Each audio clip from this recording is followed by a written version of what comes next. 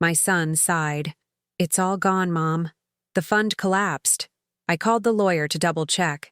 Send me the file, I said. The one showing who accessed her trust weekly? He asked. Yes, I said softly. That one. Before we continue, comment where you're watching from. And subscribe to the channel. We'd love to see how far our stories are reaching. I hung up and stared at the cracked coffee mug in my hand. The same one I'd used for 17 years, the handle glued back on 3 times. Rob stood in my kitchen doorway, his tie loosened, his face that practiced blend of concern and exhaustion he'd perfected over the years. Behind him, through the window, I could see the roses I'd planted when he was 8 years old, their petals browning in the Portland rain. Mom, I know this is hard to hear, but these things happen. The market's been volatile and $340,000 doesn't just disappear, Robert. I set the mug down carefully, watching the coffee tremble inside it. That was Emily's future, her college fund, her safety net. He shifted his weight, and I noticed, really noticed, how much gray had crept into his hair at 42. When had that happened? When had I stopped seeing my son clearly? I trusted the financial advisor Vanessa recommended, he said, and there was something in his voice I couldn't name. Something hollow.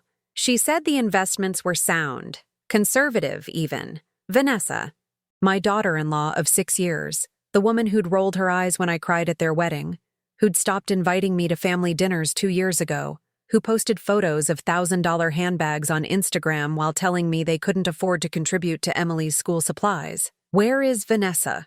I asked. She's at a client meeting. She's devastated about this, Mom.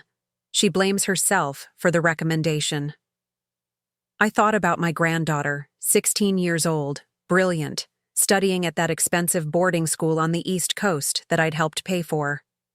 Emily, who called me every Sunday without fail, who still kept the bracelet I'd made her when she was 6, who wanted to be a marine biologist and save the oceans. I worked 3 jobs to put you through college, I said quietly. Rob flinched. After your father died, I taught during the day, tutored in the evenings, cleaned offices on weekends. I wore the same winter coat for 12 years. I ate rice and beans for dinner so you could have real meals.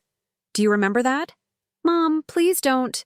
I created that trust fund with money from my retirement savings. 34 years of teaching, Robert. 34 years of saving every penny I could spare. And I gave Emily $340,000 because I wanted her to have the opportunities I never had. The opportunities I made sure you had. The kitchen clock ticked. Outside, a car door slammed.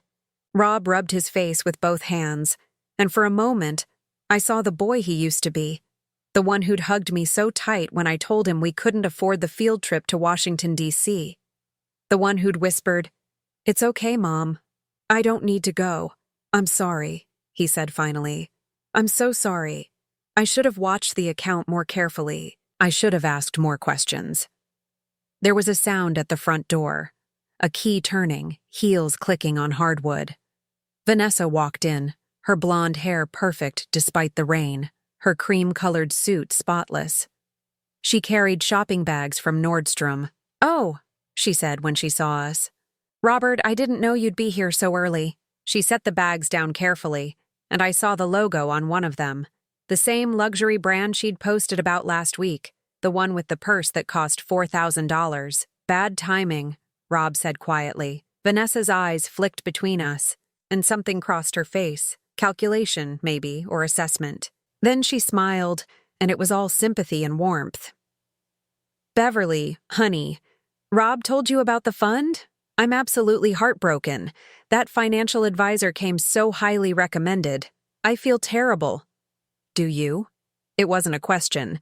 Vanessa's smile froze. "Mom," Rob said, a warning in his voice. "I was just at the mall," Vanessa continued, her tone brightening.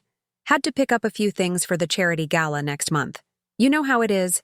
Image is everything in my line of work. $4,000 for image. $340,000 gone from my granddaughter's future. I called Linda," I said, "my attorney.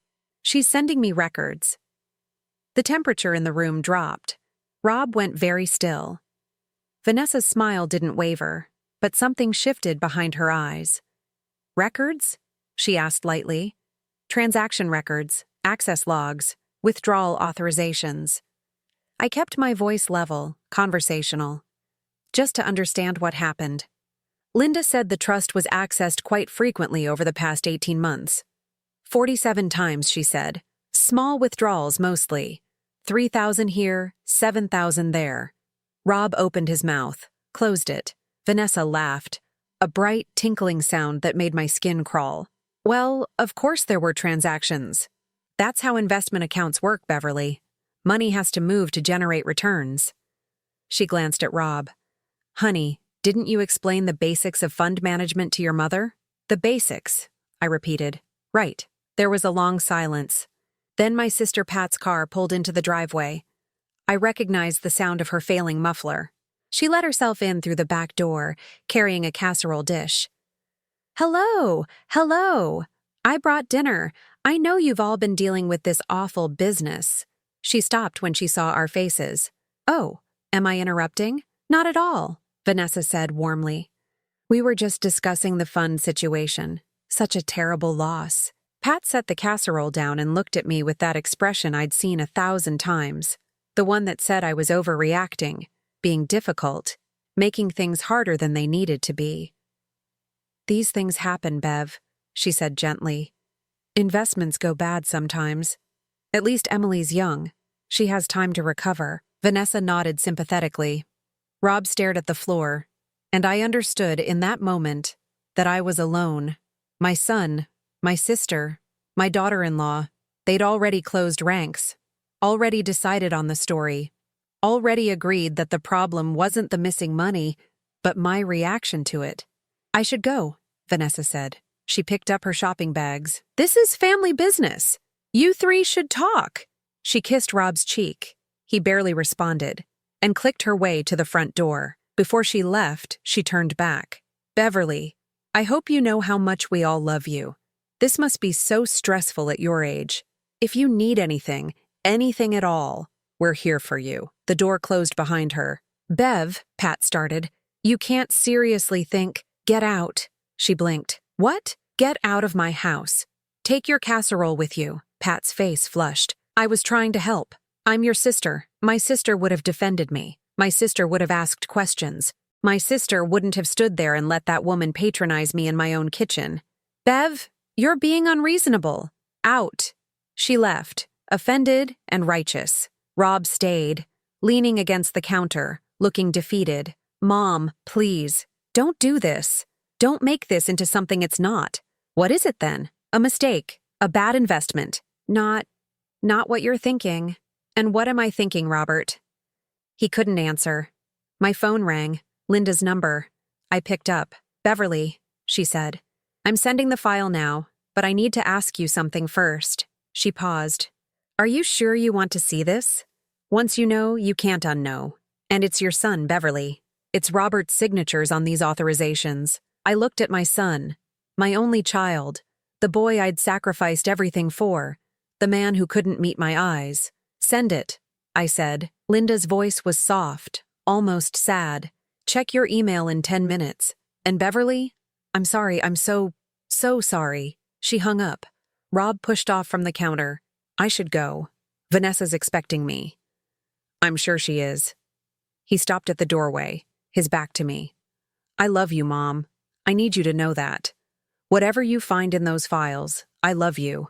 Then he was gone, and I was alone with my cracked coffee mug and my dying roses, and the sick certainty that everything I'd built, everything I'd sacrificed for, had been built on sand. I sat down at my laptop and waited for the email that would tell me exactly how my family had betrayed me.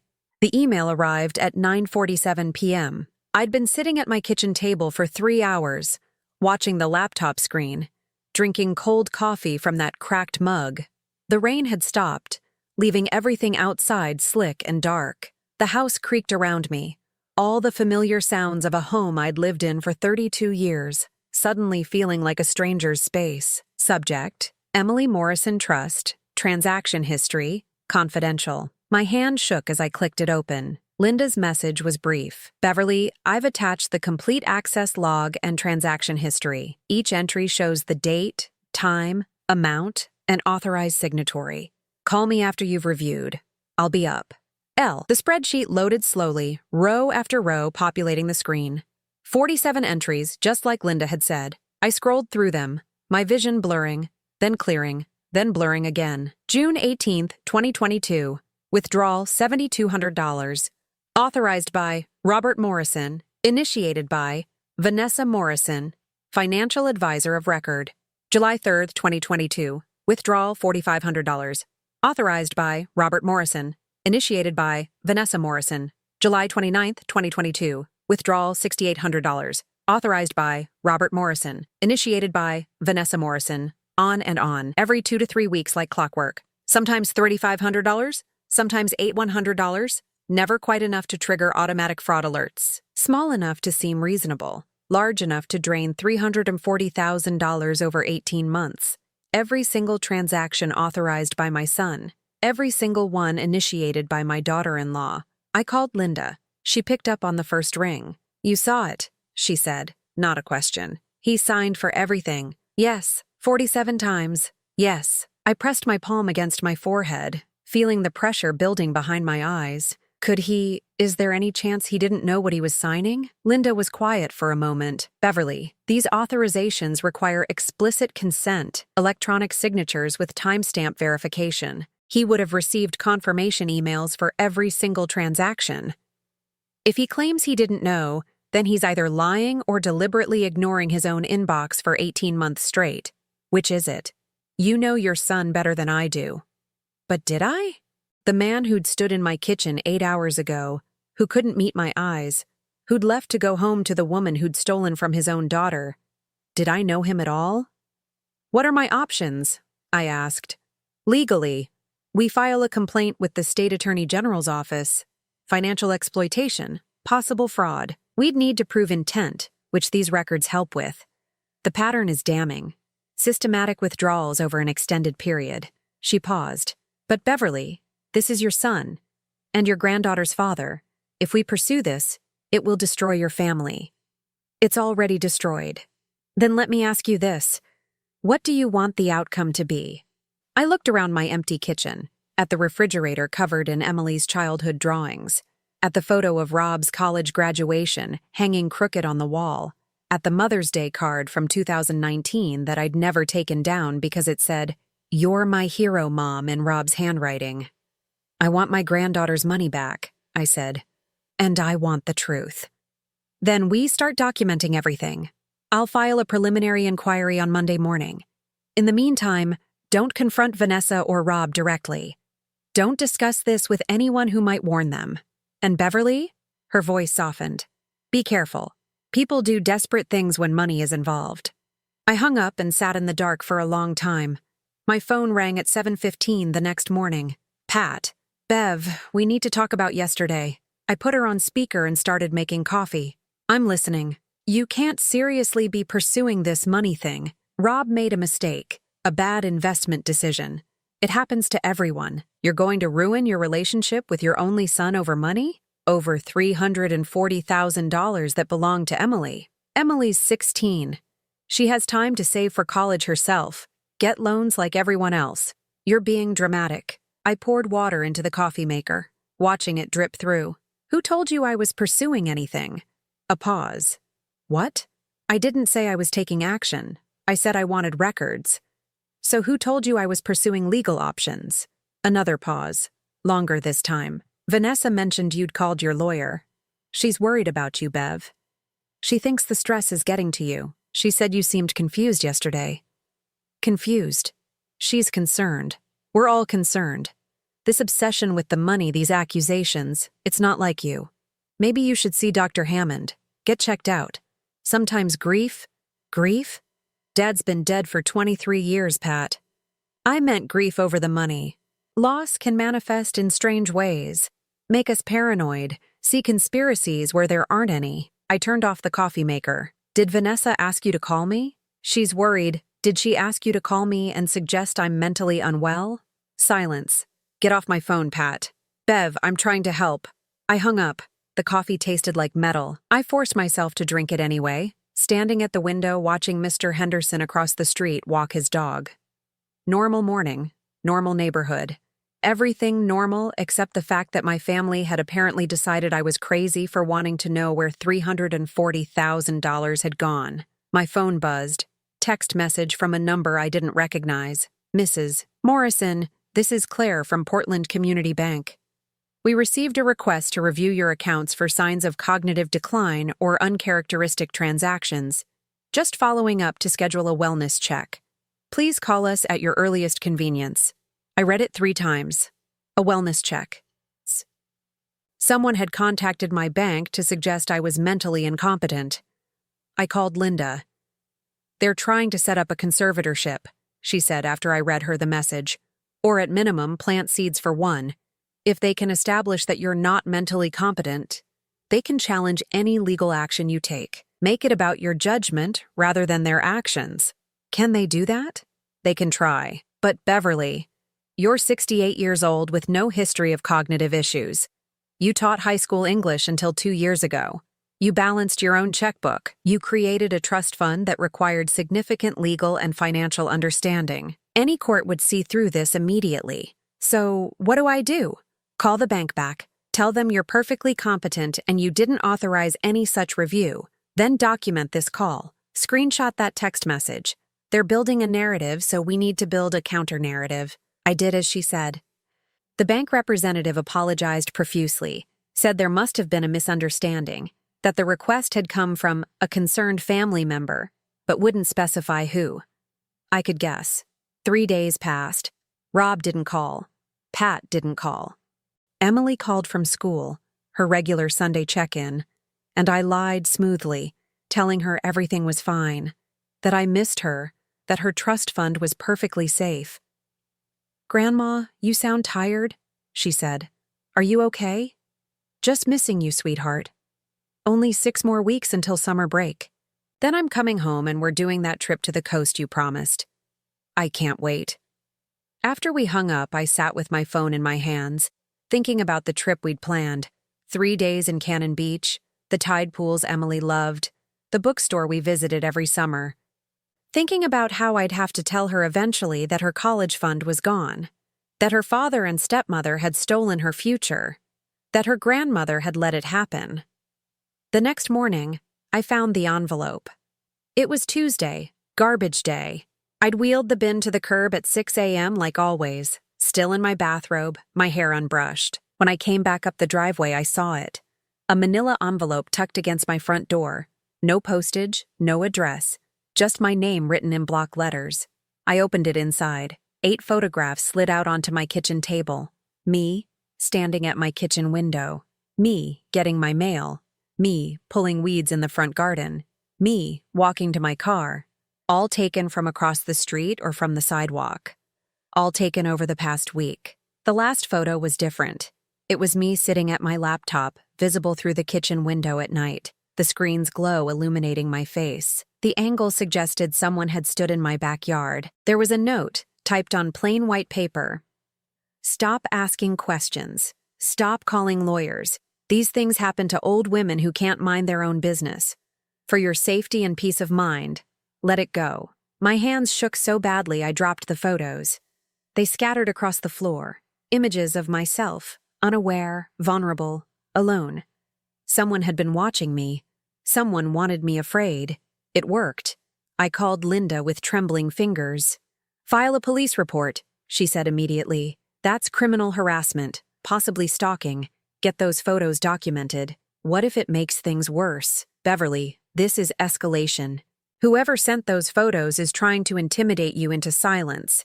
That means you're getting close to something they desperately want hidden. You think it was Vanessa?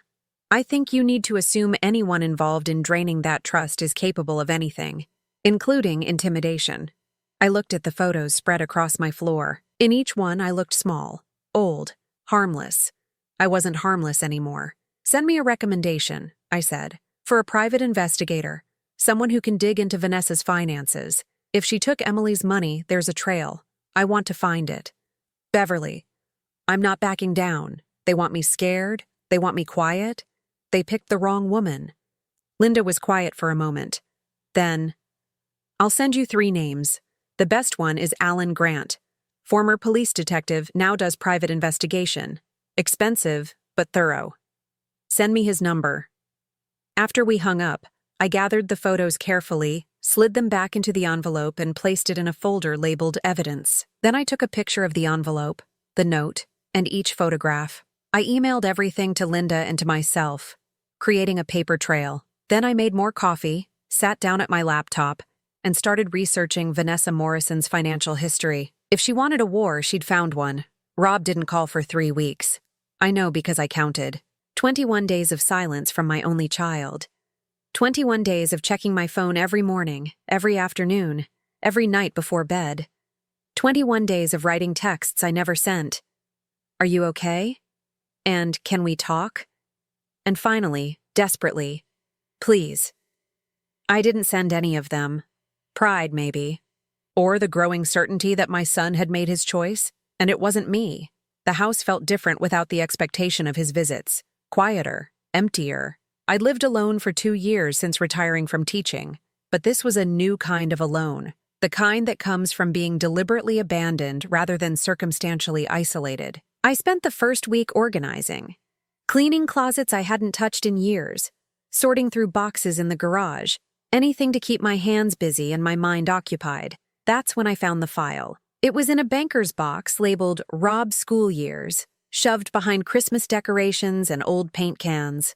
I'd packed it away years ago, back when he'd left for college, intending to give it to him someday. Inside, report cards, certificates, drawings, photos, and at the bottom, a notebook, my handwriting, dated 1989 through 2002. I carried it inside and sat at the kitchen table, the same table where I'd opened Linda's email, where I'd found the threatening photos, and I read my own accounting of 13 years of single motherhood. August 1989. Rob starts kindergarten, new shoes 23, school supplies $31, had to skip electric bill payment, called company, got extension. Worked double shift Thursday to catch up. November 1991. Rob needs glasses. Insurance denied. Cosmetic. Total cost $300 to $40. Picked up weekend cleaning job at First Methodist. 4 hours Saturday, 4 hours Sunday. Pastor Hayes very kind. Paid cash so I didn't have to wait for check. March 1995. Rob invited to science camp, $450. Sold wedding ring finally. Got $380 at pawn shop. Told Rob his father would be proud. May 1998. Rob accepted to Stanford.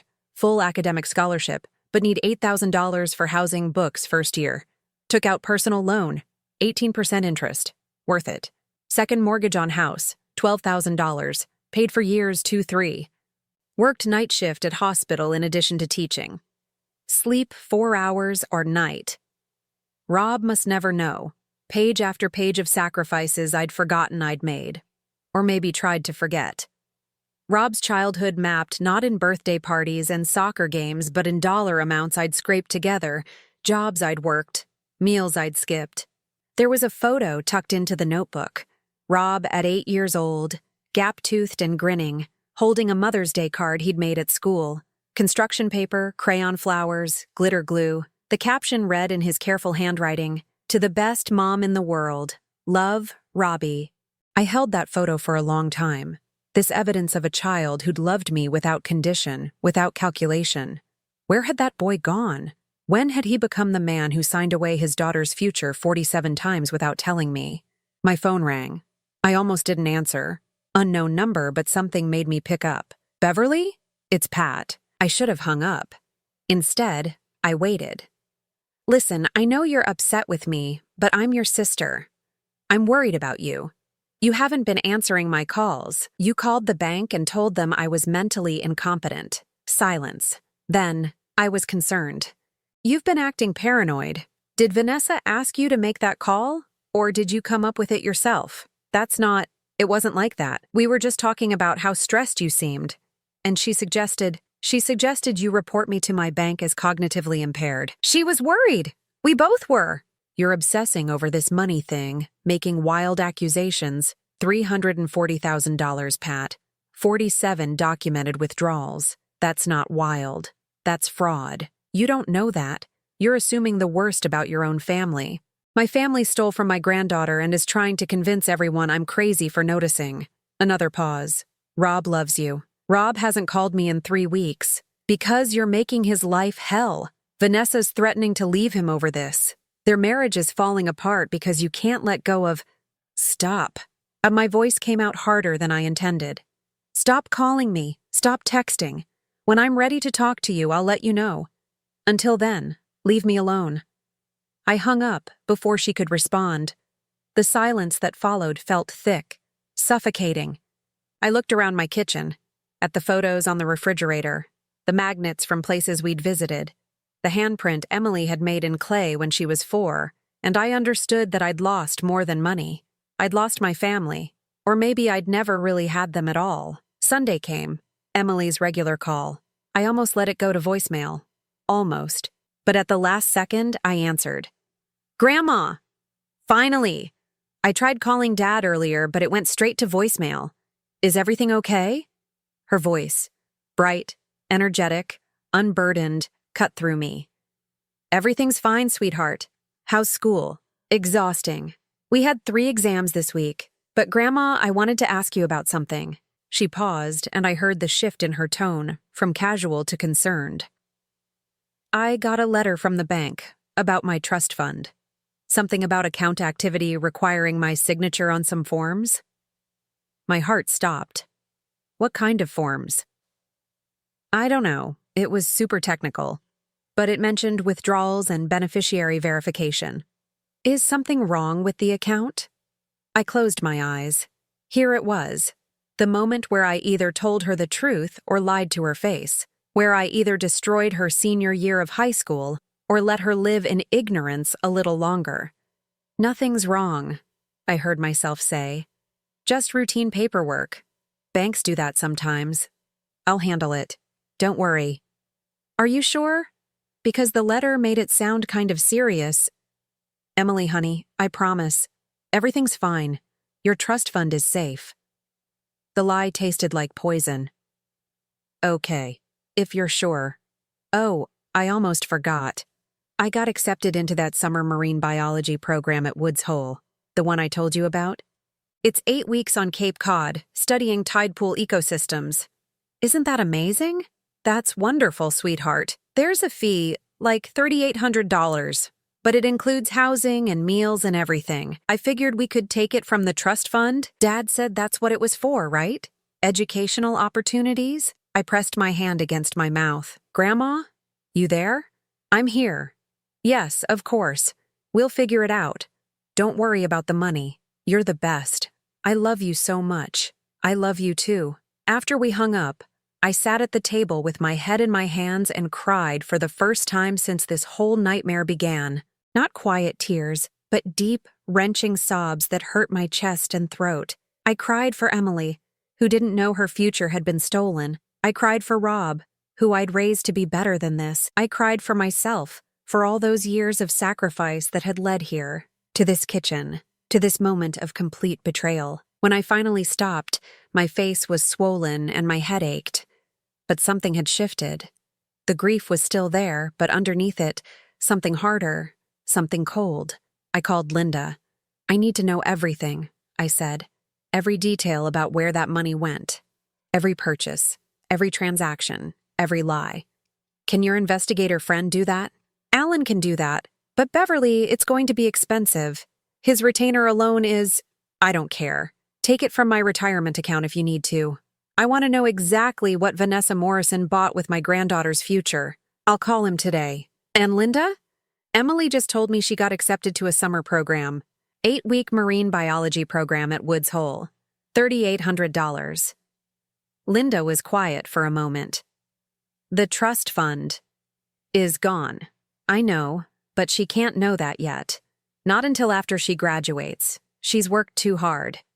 I took a breath. I'll pay for it myself, from my savings. Beverly, I spent 34 years making sure Rob had every opportunity. I'm not letting Vanessa take Emily's opportunities too. After we hung up, I sat in the growing darkness. I hadn't bothered turning on lights, and thought about the photo of 8-year-old Rob with his Mother's Day card, about the boy who'd thanked me for everything. About the man who'd signed away his daughter's money 47 times. About the woman I'd become, alone in a silent house, crying over what used to be. My phone buzzed. Text message from Linda. Alan Grant can meet with you tomorrow at 2 p.m. My office. And Beverly, he found something. A property deed. House in Seaside, Oregon. Purchased 18 months ago for $195,000. Owner of record, Vanessa Morrison. Sole owner. Rob's name isn't on it. I read the message 3 times. A house. Vanessa had bought a house with Emily's money. Not an investment that had gone bad. Not a market collapse. A house. For herself. In her name only. The evidence I needed. The proof that this wasn't an accident or a mistake, but deliberate, calculated theft. I looked at Rob's photo again. That little boy with the gap-toothed smile who'd loved me without question. I'm sorry, I whispered to that child in the picture. I'm sorry for what I'm about to do to your father, but I wasn't sorry enough to stop. Alan Grant didn't look like a private investigator. He looked like someone's grandfather, 62 years old according to Linda, with silver hair, reading glasses on a chain, and a cardigan that had seen better days. But when he spread the documents across Linda's conference table, his eyes were sharp and cold. Mrs. Morrison, what I'm about to show you isn't pleasant, he said. Before we start, I need to ask, are you sure you want to know everything? I thought about Rob's photo, the 8-year-old with the gap-toothed smile. Then I thought about Emily asking about her trust fund, about the lie I'd told her, about the $3,800 I'd have to pull from my own savings. Show me everything. He opened the first folder. The house in Seaside, purchased March 2023 for $195,000 cash. Title exclusively in Vanessa Morrison's name. Your son's name doesn't appear anywhere on the deed. The mortgage. There is no mortgage. It was a cash purchase. Or the property tax records. He slid a document across the table. I stared at the deed, at Vanessa's signature, at the blank space where a spouse's name would typically appear. She used Emily's money to buy herself a house and didn't even put Rob on the title, Linda said quietly. It gets worse, Alan continued. He opened another folder. Your son and daughter-in-law have a joint checking account at Columbia Bank. Over the past 6 months, there have been 18 transfers from that account to Vanessa's personal account, a separate account your son apparently doesn't know exists. Total amount, $18,340. Rob doesn't know? I called the bank, pretended to be doing a credit verification. They confirmed that all account statements go to an email address that belongs exclusively to Vanessa. Your son likely has no idea these transfers are happening. So, Rob was a victim too. Or maybe just a fool. I wasn't sure which was worse. There's more, Alan said, opening a third folder. Credit cards. 3 of them. Opened in the last 2 years using your son's social security number, but listing Vanessa as the primary cardholder. Total balance, $47,000. Mostly luxury purchases. Jewelry, designer clothes, spa treatments. He showed me statements. Tiffany & Co. Dow, $8,400. Nordstrom, $3,200. A day spa in Lake Oswego, $1,890 for something called a platinum renewal package. Rob's credit score has dropped 140 points in the past year, Alan added. He probably doesn't know that either. I looked at the evidence spread across the table. Proof that my daughter-in-law hadn't just stolen from Emily. She'd been systematically stealing from her own husband. Proof that Rob was either complicit or catastrophically blind. Can we recover any of this? I asked. The house, potentially, Linda said. If we can prove the purchase funds came directly from Emily's trust, we can file a claim. The credit card debt, that's trickier. But the unauthorized transfers from the joint account? That's fraud. Clear cut. What about criminal charges? Linda and Alan exchanged a glance. That's up to you, Linda said carefully. We have enough evidence to file charges for financial exploitation, identity theft, and fraud. But Beverly, that means your son could be implicated too. His signatures are on those trust authorizations, even if he didn't know what he was signing. Willful ignorance isn't a legal defense, not when you're authorizing 47 withdrawals over 18 months. I sat back in my chair, feeling the weight of it. I could destroy Vanessa, but in doing so, I might destroy Rob too. Let me think about it, I said finally. I spent the next 2 days thinking and planning. On Wednesday morning, I called Emily's school and arranged a call with her college counselor. I explained the situation, vaguely, carefully, and asked about scholarship opportunities, grant programs, anything that might offset the loss of her trust fund. Emily's grades and test scores are exceptional, the counselor said. She should qualify for significant merit-based aid at most institutions, and with her focus on marine biology, there are several specialized scholarships she could pursue. Can you send me information on those? Of course. Mrs. Morrison, is everything all right? Emily mentioned some family stress. Everything's fine. I just want to make sure she has options. That afternoon, I transferred $5,000 from my savings account to a new account I'd opened specifically for Emily. It was a start. Not enough for 4 years of college, but enough for her summer program and her first semester somewhere. I'd figure out the rest later. On Thursday, I called Vanessa's company, the financial planning firm where she worked. I asked to speak to the office manager. I'm calling regarding a client complaint, I said, keeping my voice steady and professional. About Vanessa Morrison. I believe there may have been some irregularities in how she handled a family trust fund. I see. Can you provide details? I provided details. Dates, amounts, the fact that she'd used her position as financial advisor of record to systematically drain an account. I didn't mention that the family was mine. I kept it clinical, factual. We take these allegations very seriously, the manager said. I'll need to escalate this to our compliance department. Of course. I just thought you should know. I hung up, feeling something I hadn't felt in weeks. Powerful. On Friday morning, Linda called. Beverly, I just heard something interesting through the legal grapevine. Vanessa Morrison lost a major client yesterday, a retirement portfolio worth about $3 million. The client cited concerns about ethical standards in their termination letter. Did they? I said mildly. You wouldn't happen to know anything about that, would you? I might have made a phone call. Linda was quiet for a moment. Then, good. Is that wrong? Legally? Technically? Reporting suspected financial misconduct to a regulatory body is not only legal, it's arguably your civic duty. Ethically? I think Vanessa Morrison forfeited any ethical consideration when she stole $340,000 from her stepdaughter. I want to have dinner, I said. Tomorrow night. At my house. With Rob. Beverly, I want you there. With all the documents. Every piece of evidence. I want to show him exactly what his wife has done. And then I want to give him a choice. What kind of choice? He can stand with his mother and his daughter, or he can stand with Vanessa. But he can't stand with both, not anymore. That's a hell of an ultimatum. She made it hell. I'm just making it clear. Linda sighed. All right, I'll be there. What time? 7. And Linda? Don't tell him you're coming. I want him to think it's just dinner with his mother. I called Rob that afternoon. He answered on the 4th ring, sounding wary. Mom. Hello, Robert. I was wondering if you'd like to come to dinner tomorrow night. Just you and me. We need to talk. Silence. Then, about what? About us. About fixing this. I miss my son. I heard him exhale. I miss you too. 7 o'clock? Vanessa will want to come. Just you, I said firmly. This is between a mother and her son, no one else. Another pause. Okay, I'll be there. Thank you, Robert.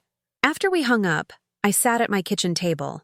The same table where I'd read my notebook of sacrifices, where I'd cried over Emily's phone call, and I felt something settle in my chest. Not peace exactly, but certainty. I spent Friday afternoon cooking. Rob's favorite meal from childhood. Pot roast with carrots and potatoes, homemade rolls, apple pie.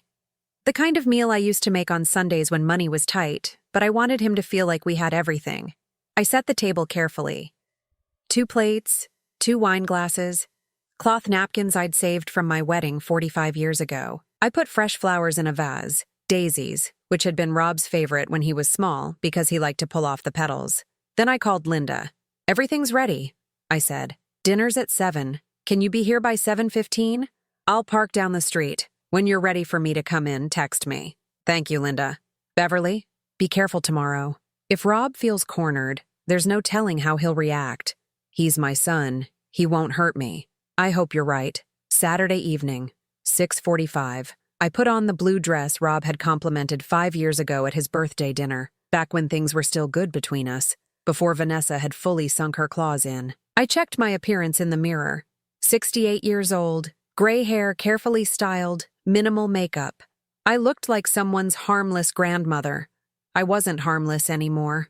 At 6:58, headlights swept across my front window. Rob's car in the driveway.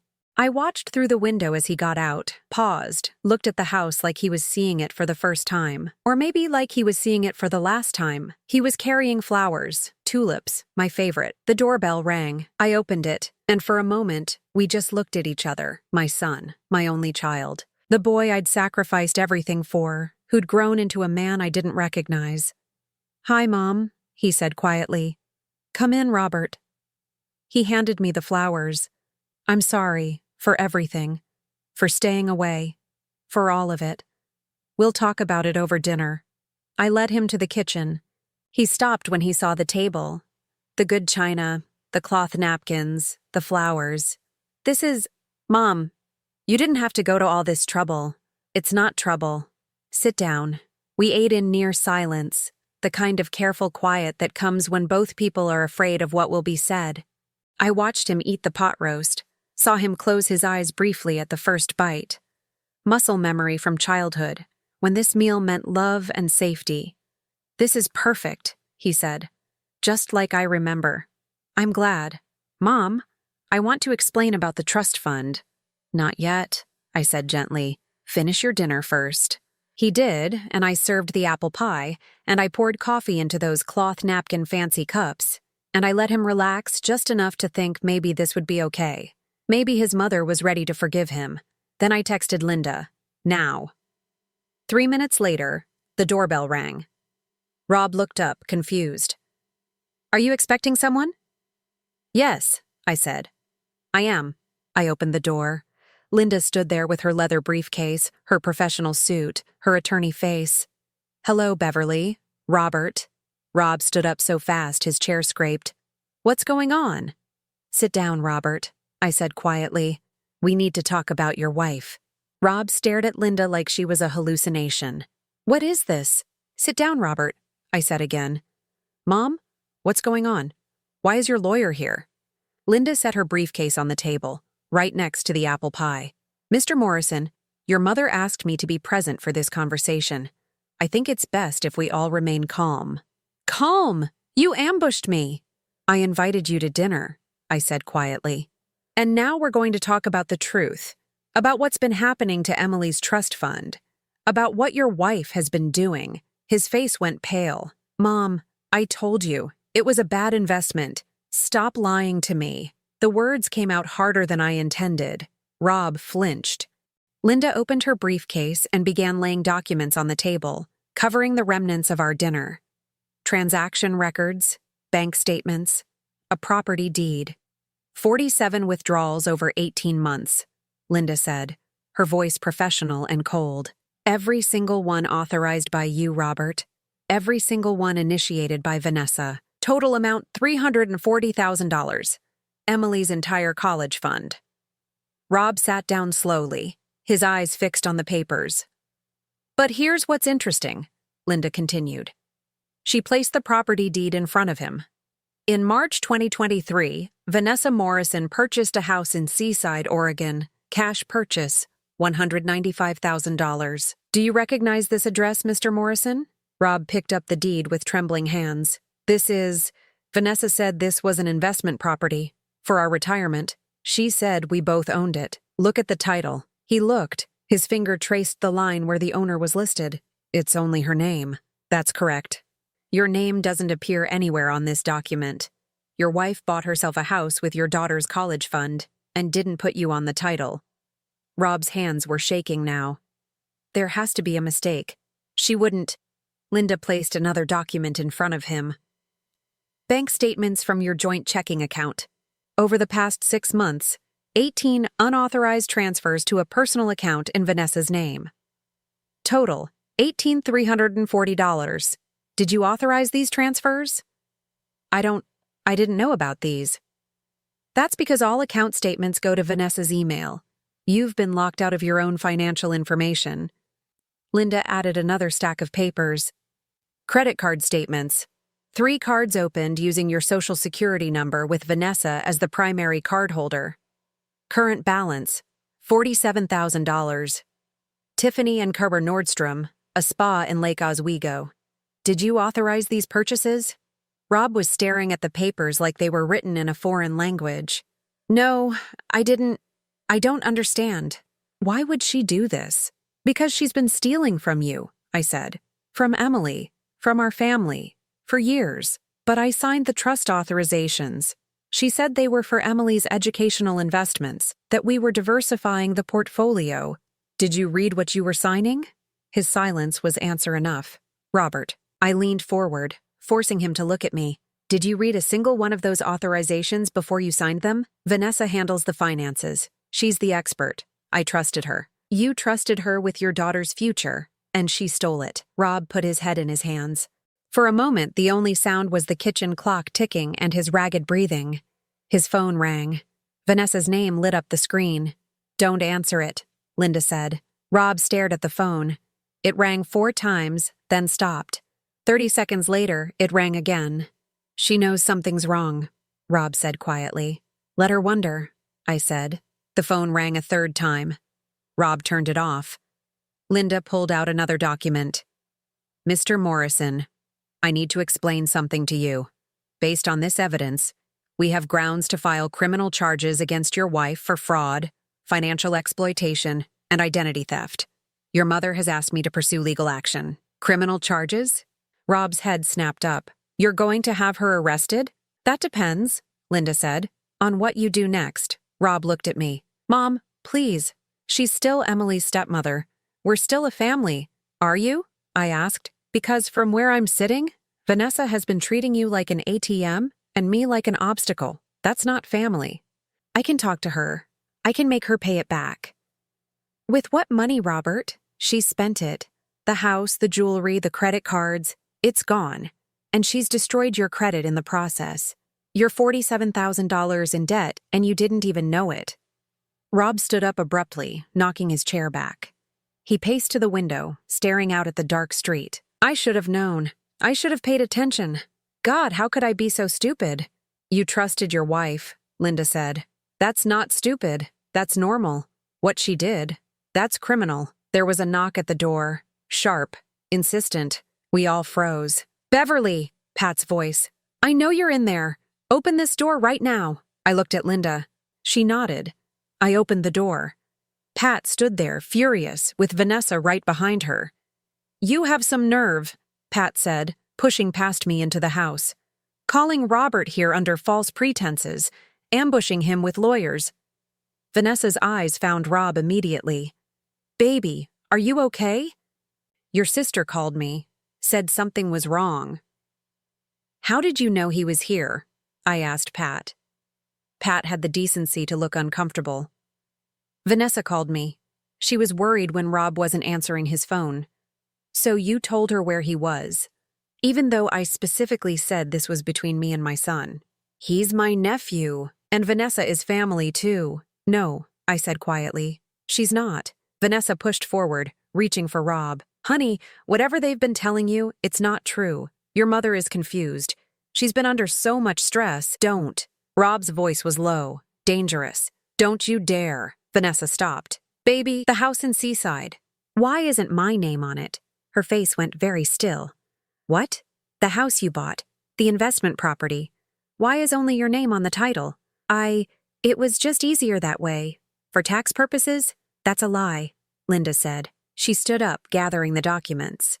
Mrs. Morrison, I'm Linda Cho, Beverly's attorney, and I have documentation proving that you've systematically defrauded your stepdaughter's trust fund, stolen from your husband's accounts, and committed identity theft. I strongly suggest you retain legal counsel. Vanessa's mask slipped.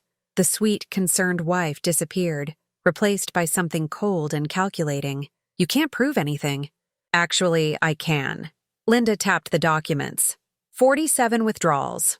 All traced. Property records, bank statements, credit card receipts. Would you like me to continue? Pat stepped between them. This is ridiculous. Vanessa made some financial decisions that didn't work out. That's not a crime. Actually, Linda said, it is. There was a moment of crystalline silence. Then Vanessa laughed. High, brittle, wrong.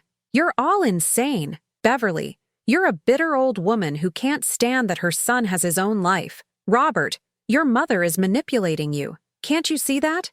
She's always been jealous of me. Stop, Rob said. She's trying to turn you against me. Against your own wife. I said stop. Rob's shout echoed through the kitchen. Just stop lying. Vanessa's face crumpled. Real tears now, or a good approximation. How can you believe them over me? I'm your wife. We have a life together, a future, built on my daughter's stolen money, Rob said. Built on lies. The doorbell rang again. I opened it. Alan Grant stood there, slightly out of breath, holding a flash drive. Beverly, sorry I'm late. Traffic was... He stopped, seeing the crowd in my kitchen. Am I interrupting? Perfect timing, actually, Linda said. Alan, do you have it? Got it this afternoon. He held up the flash drive. Recording from 3 weeks ago. Coffee shop in Beaverton. Vanessa Morrison and a friend. Vanessa went white. That's illegal. You can't... Oregon is a one-party consent state, Linda said. The friend knew she was being recorded. She's agreed to testify. Alan handed me the flash drive. You should hear it, Beverly. All of you should.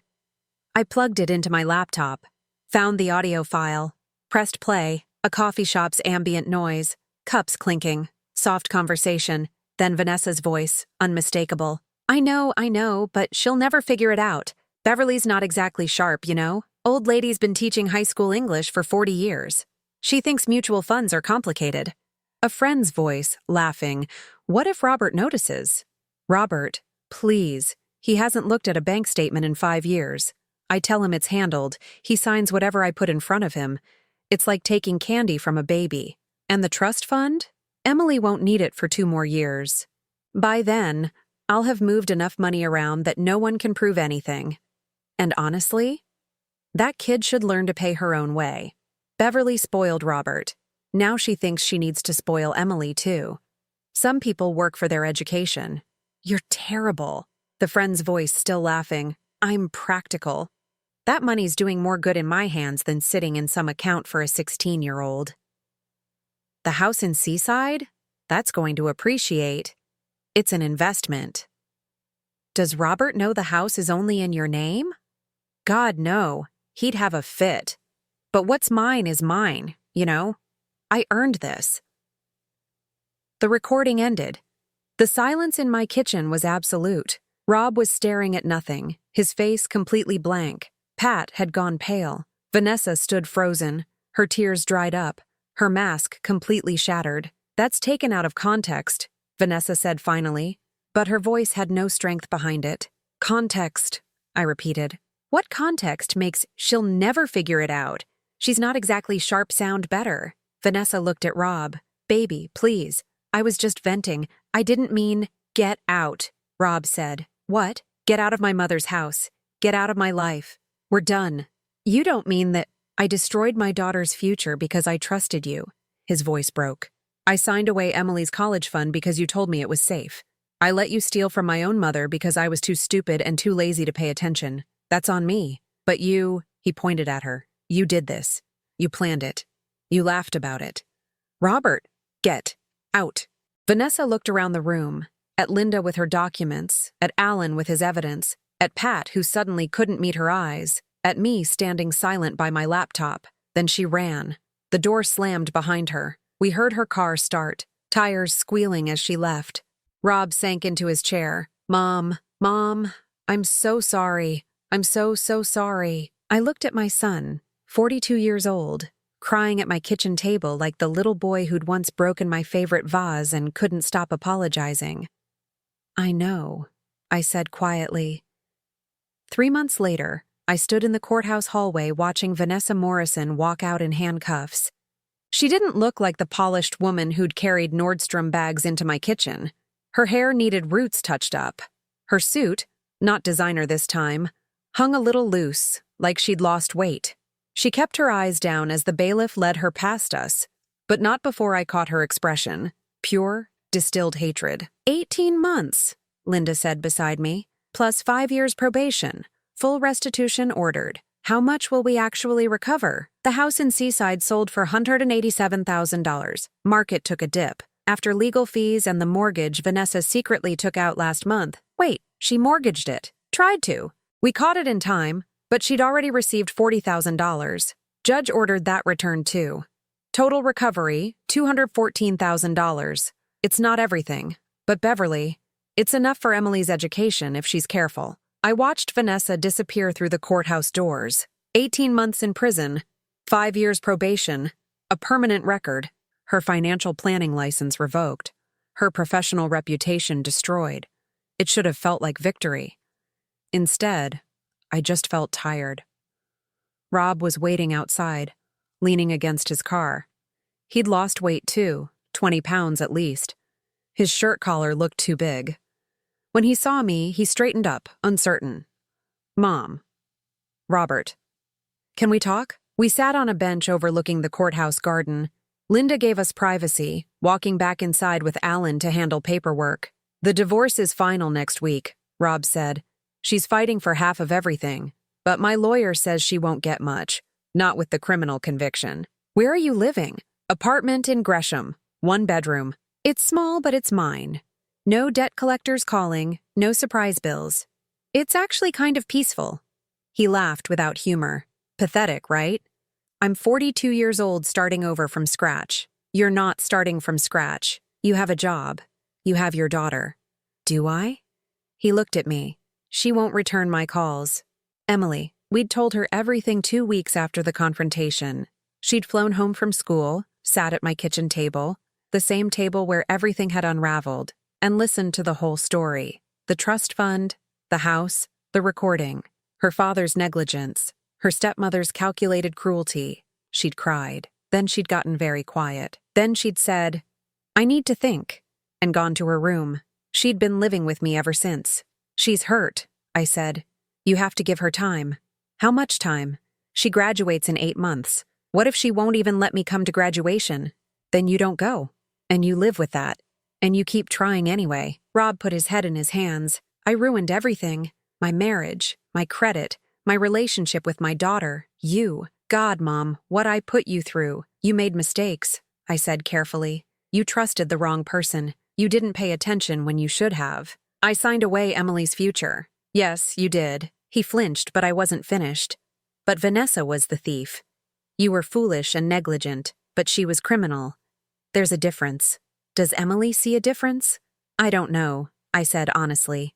But Rob, you have to let her decide that. You can't force forgiveness. We sat in silence. A couple walked past, holding hands, laughing about something. Normal people with normal problems.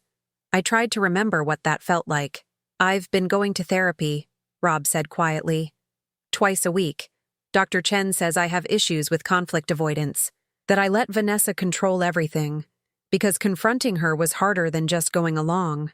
He laughed bitterly. 42 years old and I'm learning how to be an adult. It's never too late to learn. Is it too late for us? He looked at me. For you and me? I thought about the notebook in my closet, the one documenting 13 years of sacrifice. I thought about the photo of 8-year-old Rob with his gap-toothed smile. I thought about 3 weeks of silence, about Pat's phone call suggesting I was senile, about the moment I'd realized my whole family had chosen sides against me. I don't know, I said. Rob nodded slowly. That's fair. But you're here, I added. You showed up to court. You've been calling. You're trying. It's not enough, though, is it? Maybe not yet, but it's something. Vanessa's mother called me a week later. Mrs. Morrison, this is Carol Brennan, Vanessa's mother. I almost hung up. Almost. What do you want? I wanted to apologize. For my daughter. For everything she did to your family. You don't need to apologize for her. She's an adult. I know. But I raised her. I must have done something wrong. To raise someone who could... Her voice broke. She's my daughter and I love her. But what she did to you, to Emily, it was unforgivable. I didn't know what to say to that. She's living with me now, Carol continued. After she's released, she lost her house, obviously, lost her job, can't get a financial planning license anymore. She's looking at retail work, maybe food service. There was something in her voice.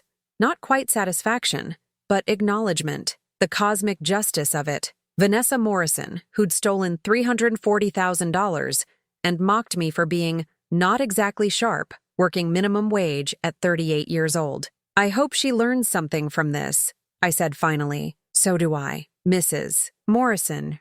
Beverly, I hope someday you can forgive her. I don't think I will, but I hope she can forgive herself. After we hung up, I sat with the phone in my hands, thinking about forgiveness, about whether it was something you gave or something you earned, about whether it even mattered. Emily came home from her last day of school in late May. She dumped her backpack on the floor and collapsed dramatically on the couch. 3 finals in 2 days should be illegal. I think my brain melted. You'll survive. I handed her iced tea. How'd they go? Aced them. Obviously. She grinned. Then it faded. Dad texted me again. Oh, he wants to meet for coffee, to talk. Do you want to? She was quiet for a long time. I don't know. Part of me wants to scream at him. Like, really scream. About how he just signed papers without reading them. About how he let her steal my future. Those are valid feelings. But part of me remembers when I was little before Vanessa, when it was just me and Dad on weekends. He taught me to ride a bike. He came to every swim meet. He wasn't always... She stopped. He wasn't always like this. People change. Sometimes they get lost. Can they find their way back? I thought about Rob at the courthouse, 20 pounds lighter, living in a 1-bedroom apartment, going to therapy twice a week. Some of them, I said, if they try hard enough. And if the people they hurt, let them. Did you? Let him back? I'm working on it. Emily nodded slowly. Maybe I'll have coffee with him. Just coffee, nothing big. That sounds reasonable. She went to her room. I heard her on the phone a few minutes later. Her voice tentative, careful, but talking. To her father. Progress. Small, fragile, uncertain, but progress. We moved in August. The house had too many memories, bad ones now, heavy enough to outweigh the good. And with $218,000 returned to Emily's trust, plus the scholarships her counselor had helped her secure, she'd been accepted to Oregon State's marine biology program with enough funding to cover everything. We found a 2-bedroom apartment 15 minutes from campus. Small but bright, with a balcony overlooking a park. Emily decorated her room with posters of whales and coral reefs. I hung photos, the good ones, from before everything fell apart. Rob came over on moving day. He brought tools, helped assemble furniture, didn't ask for anything in return. He moved quietly through the apartment, careful not to intrude, leaving space for Emily to decide how much she wanted him there. Near the end of the day, Emily asked him to help hang a shelf in her room. I watched them work together, my son and my granddaughter, awkward but trying. He handed her the drill. She marked the wall. Small things, normal things. When he left, Emily hugged him, brief, tentative, but real. See you next weekend? He asked. Maybe. We'll see. After he was gone, Emily found me on the balcony. You okay, Grandma? I'm okay. Are we going to be okay? All of us? I looked at the park below, at families having picnics, kids playing soccer, normal life continuing despite everything. I think so, I said. Eventually. It'll take time, but I think we'll get there. Pat's letter arrived in September. I'd been avoiding her calls for months. She'd stopped trying after a while. But this envelope, thick cream paper, my name in her familiar handwriting, demanded attention. Beverly, I know you don't want to hear from me. I know I failed you. I chose the wrong side. I believed Vanessa's lies about you being confused, being paranoid. I called the bank. I told Robert you were overreacting. I did everything wrong. I don't have an excuse. I was jealous, maybe. You always had everything figured out. The perfect teacher, the perfect mother. I resented that. When Vanessa said you were losing it, part of me wanted to believe it. Wanted you to be flawed and messy like the rest of us. I was wrong. About everything. I'm not asking for forgiveness. I know I don't deserve it, but I wanted you to know that I see what I did. I see how I hurt you. And I'm sorry. If you ever want to talk, I'm here. Love, Pat. I folded the letter carefully and put it in a drawer. Didn't throw it away. Didn't answer it either. Not yet. Maybe not ever. But I kept it. On a Tuesday in October, Rob showed up with a bag of hardware store supplies. "The bathroom faucet is leaking," he said. "Emily mentioned it. I thought I could fix it. You don't have to." "I want to, if that's okay." I let him in. He worked quietly, efficiently. When he finished, he cleaned up his mess, put his tools away. "Mom," he said at the door, "can I come by next week? Bring groceries? Maybe make dinner?"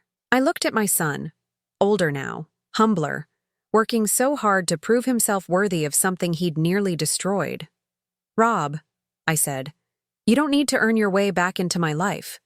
"Don't I?" "You need to show up, consistently, that's all. Just keep showing up." "I can do that." "Then yes, come to dinner next week." He smiled, small, uncertain, but genuine. "Thank you." After he left, I found Emily in the kitchen, doing homework at the table. "Was that Dad?" "He fixed the faucet. Is he coming back?" "Next week, for dinner." Emily nodded slowly.